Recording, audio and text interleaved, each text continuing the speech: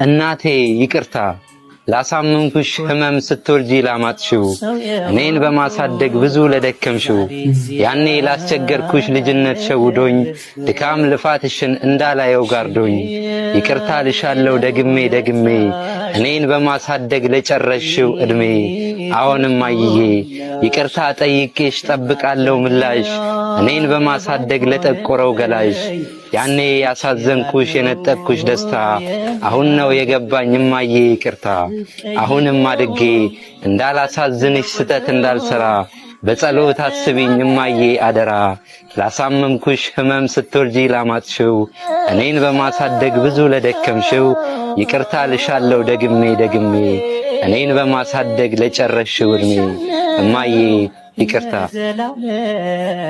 እንዳንቺ የለም በዚች ዓለም ጎበዝ አንደኛ የሚሸለም ግጥም ነው። እናቶቻችሁ ከጎናችሁ ላላችሁ ልጆች ህፃናትን ብትሆኑ ወጣትን ብትሆኑ ማናችሁም እናት ናት። ቅድሚያ መሰጠት ያለባት ለእናት ነው። ምንም ብትሆኑ ከእናንተ ማትለየው በውድቀታችሁም በማግኘታችሁም ሰዓት አንድ ላይ የምትቆሙ እናታችሁ ናትና ለእናታችሁ ጊዜ ስጡ አደራ።